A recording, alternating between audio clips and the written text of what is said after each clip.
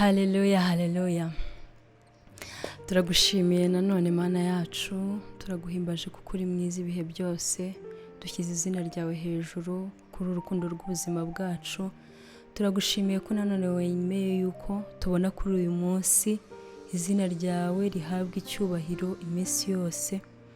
Ngaho ngwino uganze ubuzima bwacu, uture muri twebwe, aba ari wowe wima mu mitima yacu, aba ari wowe uganze ubuzima bwacu bwa buri munsi, tukubone uko bwije n'uko bukeye, tubane nawe turi muri iyi si, tubane nawe ibihe byose. Urakoze ko mva gusenga mu izina rya Yesu Kristo, amen. Muraho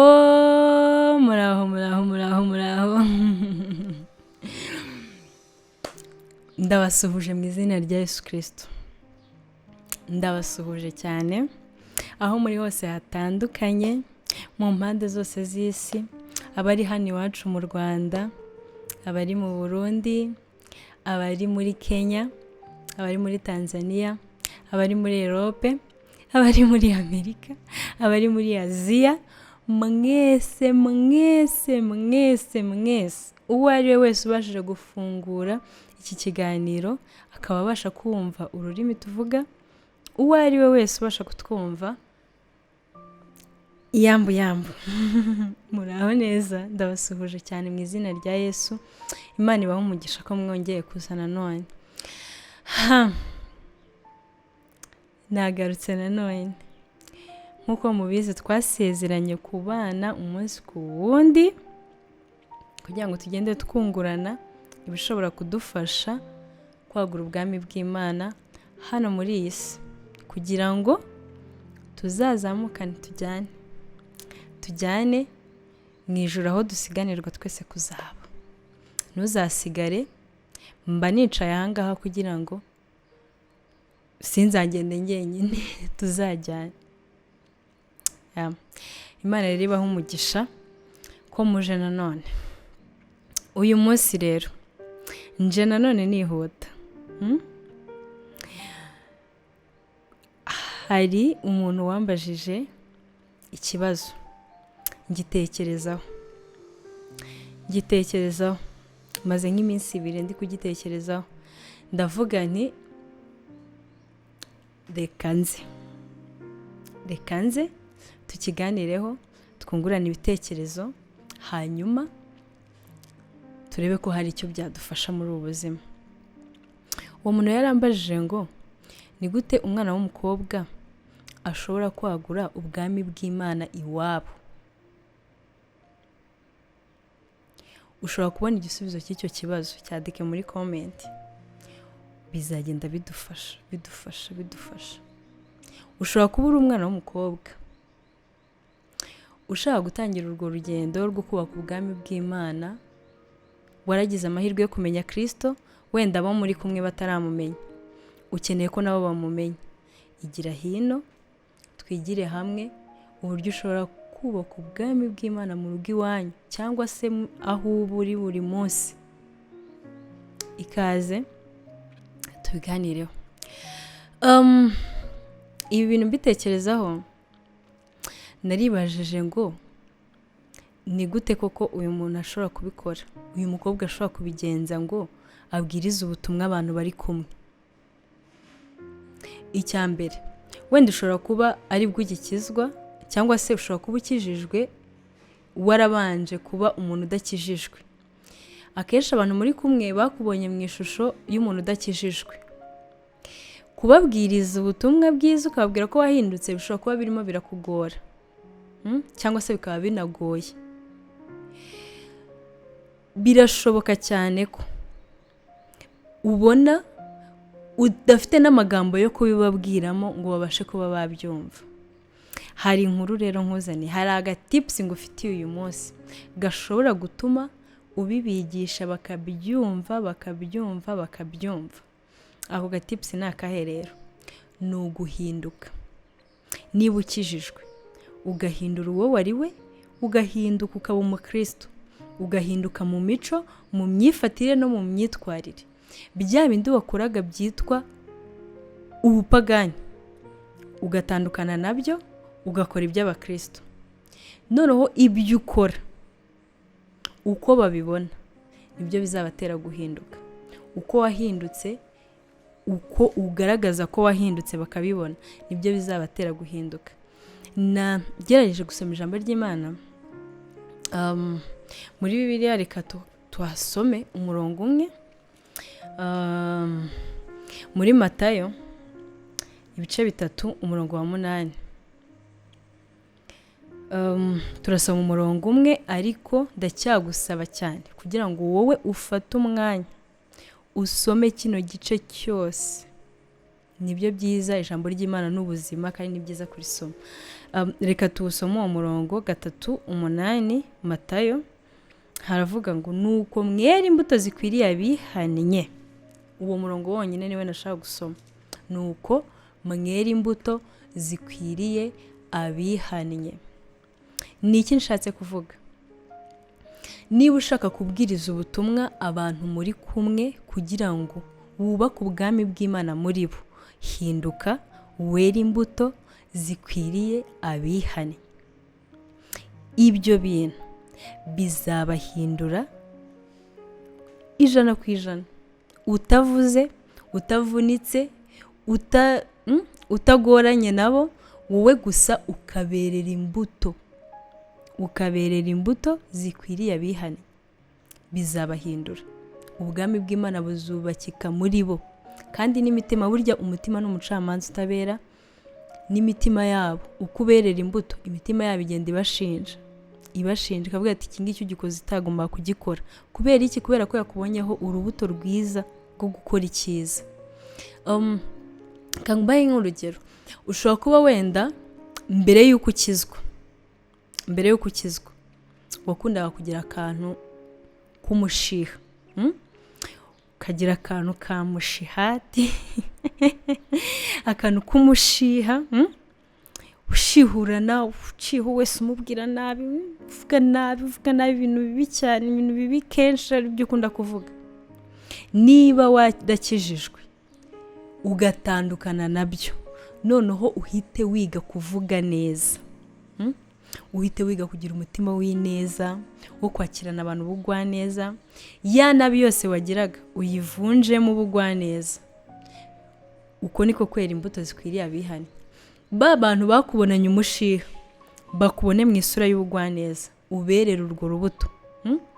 Uberera urwo rubuto rwo kugira umutima w'ubugwaneza no kuvuga neza no kwitwara neza, impumeko nziza muri wowe.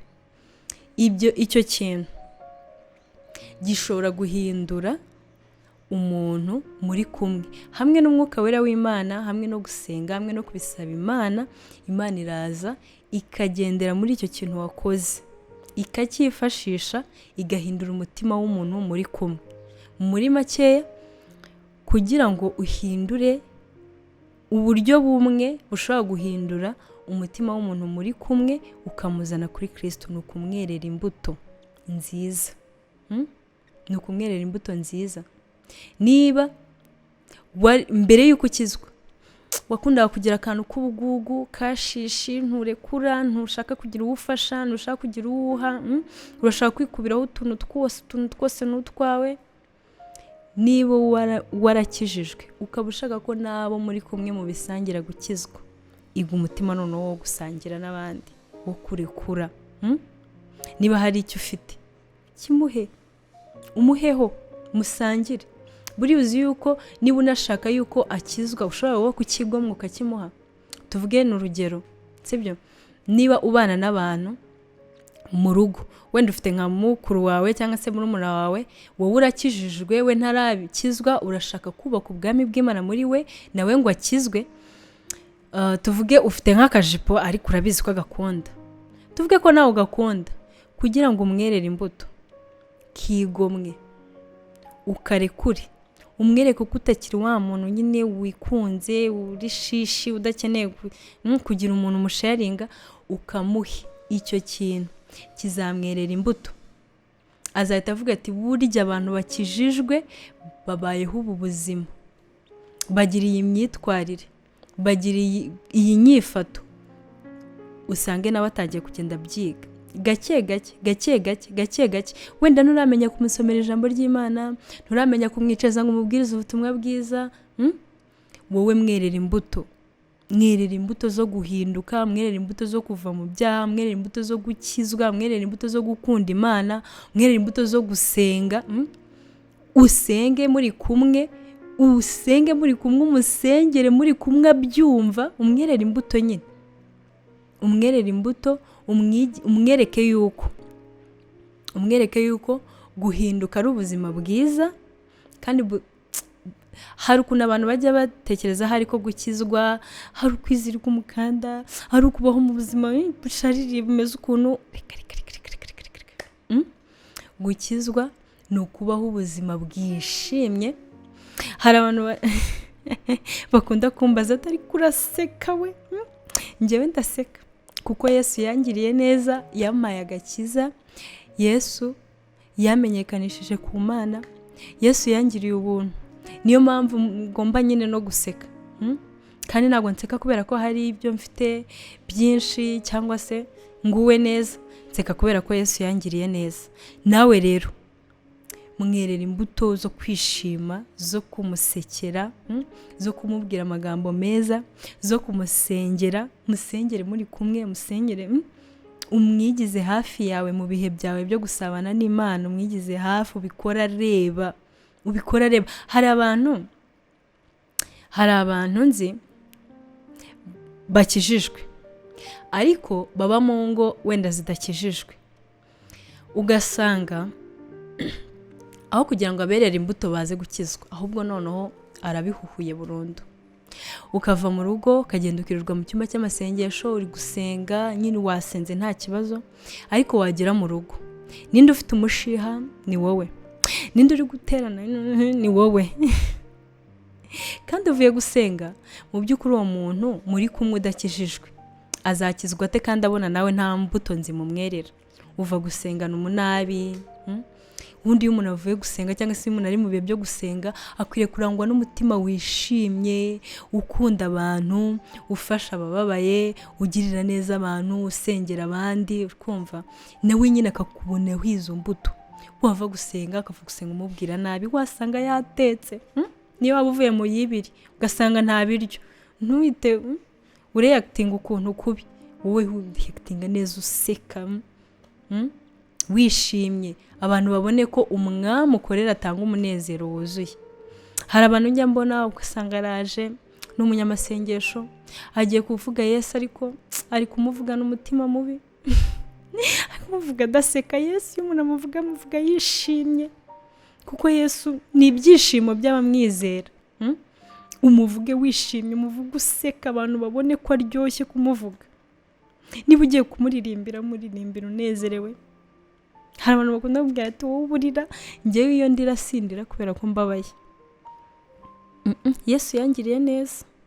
Yesu yangiriye neza pe.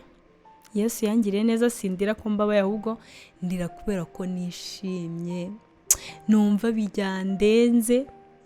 Hari ukuntu Yesu agira neza, wajya nko kumubwira uti warakoze, ugasubiza amaso inyuma ibyo yakoze byose, ukagira ikiniga, ukaba wariruka kumubwira uti uhimbazwe kuko wangiriye neza. Icyo dukeneye aka kanya ni uko abantu bagusoromaho imbuto. Abantu muri kumwe ushaka ko bakizwa, bagusoromeho imbuto zikwiriye abihannye. Zikwiriye abihannye. Mu minsi iza nzajya mbazanira abantu babavuga butumwa cyangwa se abakozi b'Imana banafite experience muri topic runaka. Nzane nk'umuntu wenda wakijijwe agakizwa iwabo batarakizwa, hanyuma akazana ubwami bw'Imana mu muryango we. Uwo muntu nzamushaka mubazanire, ababwire ati nakoze iki, kandi uko byagenda kose muzasanga ikintu gikuru yakoze ari ukuberera imbuto. Ari ukuberera imbuto. Ibyo bintu byo gukizwa ntuhinduke ukaguma muri wa wundi, ahubwo ukajya uvuga uti njyewe nizeye Yesu Kristo nk'umwami n'umukiza, mwizere unahinduke, wera imbuto zikwiriye abana b'Imana bihannye. uba umuntu uryoheye abantu, uguwe neza, wishimye. Sibyo bakristo bene data? Muri ubu buzima ni ugusharinga ibyiza byo kubana n'Imana. Njyewe nicyo kintu cyanzanye, ni ukuri pe, nicyo kintu cyanzanye, kandi birakwiriye. Ndakubwiza ukuri ko birakwiriye ko duterana imbaraga muri uru rugendo, tugasindagizanya akantu numva nungutse gafite ikintu kamariye mu buzima, mu bugingo. Ntabwo nzakaguhisha, ndashaka kuzakakubwira. Ni ukuri ndashaka kuzakakubwira ukakamenya, ukaza tugakorera Imana. Abantu bari gukoresha imbuga nkoranyambaga, ugasanga umuntu nyine arashaka kwigisha ibi n'ibi mu buryo bwe nyine yumva yifuza. Rero nanjye ndashaka ko tuza hano kuri izi mbuga tukigisha abantu kubana n'Imana, tukigisha gukunda Imana, tukazana abantu kuri Kristo, hamwe no gusenga no kwinginga Mwuka Wera ngo atugirire ubuntu bwinshi, hadusenderezeho amavuta y'ubwiza no kumenya kubivuga neza uko biri, hanyuma abiherekeze bigende, umuntu wese ubyumvise bimukoreho, azi. Kandi reka mbabwize ukuri, njyewe iryo sezerano ndarifite ko bazaza kuri Yesu. Ndashaka ko tuzajyana mu ijuru turi benshi bumvishe kugira neza kw'Imana, bumvise kugira neza kw'Imana, bagahinduka, bagakizwa, tukazajyana. Kandi ni umugisha mu miryango yacu, ni umugisha ku gihugu cyacu, ni umugisha mu bwami bw'Imana ko dukizwa, tukazana n'abandi kuri Kristo. Niyo mpamvu iki kibazo cyagumye kinzenguruka mu mutwe, bavuga ni gute uyu mwana w'umukobwa yakuba ku bwami bw'Imana mu muryango we. Agatips narinje kuguha uyu munsi, hamwe nuko nzashaka n'abandi bantu bakaza bakaguha n'utundi twinshi uzagenda wifashisha. Ariko muri iki gihe wowe bawera imbuto, uberera imbuto zikwiriye abihannye, ugira umutima mwiza, ugira ubugwaneza, uvuge neza, witware neza, wiyubahe. Ndashaka kuzabatumira abakobwa bakaza bakigisha abandi bakobwa, ngatumira abasore bakaza bakigisha abandi basore, bakababwira uburyo ki umwana w'umukobwa agomba kwitwara. Tuzabisharinga, nanjye nzababwira uko byagenze, uko hari ababimbajije, babwire uko byagenze kugeza wubatse urugo, ko nanjye ndi muri bamwe mu bakobwa bitwaye neza bakageza bubatse urugo. Imana ibishimirwe, ihabwe icyubahiro ko yabinshoboje. Nawe uzabishobore mu izina rya Yesu, mu izina rya Yesu Kristo. Uzabishobore, witware neza, wiyubahe, wubahishe Imana mu mirimo yawe ya buri munsi, aho uba, aho wirirwa, ibyo ukora byose bibemo icyubahiro cy'Imana. Imana ibahe umugisha rero. Ako kantu kazirikane, kandi si ku bakobwa gusa, n'abadamu, n'abapapa, n'abasore, aho uri aho ariho hose, niyo yaba atari mu rugo, aho wirirwa, niyo yaba ari mu isoko, niyo yaba aho ariho hose, ukabona uri kumwe n'umuntu ukeneye kumenya, ukeneye gukizwa, mwerera imbuto, nakubwira nabi umubwire neza, nta kintu bitwaye burya, usibye kamere muntu, ariko kwiga kugira ineza nta kintu bitwaye. Nagira icyo akenera umufasha, icyo ushoboye, umwigishe kubaho ubuzima bukijijwe, kandi unamwereke yuko gukizwa ari ibintu byiza biryoshye, bimukundishe mu myitwarire yawe, mu mico yawe, abikundiremo. Imana rero ibahe umugisha.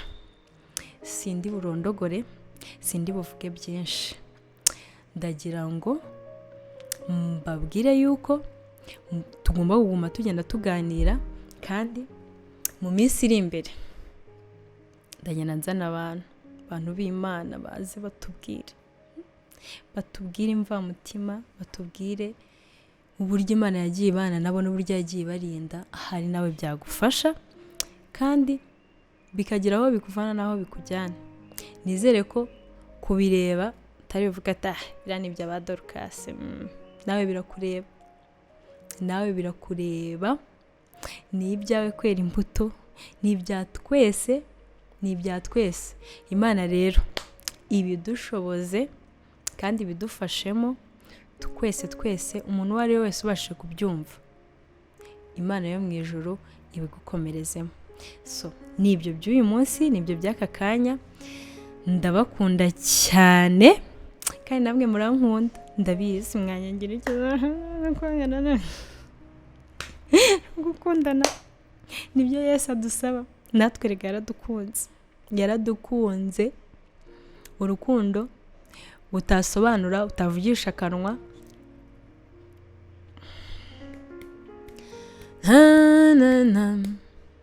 Ntabwo dufite ukuntu twaruvuga. Ruraturengeye cyane byibaze. Rwatumye ajya ku musaraba ari umwana w'Imana, abishimirwa iteka ryose. Bivuze ngo arabakunda cyane kurusha uko ngiye mbakunda, nanjye arankunda cyane kurusha uko munkunda.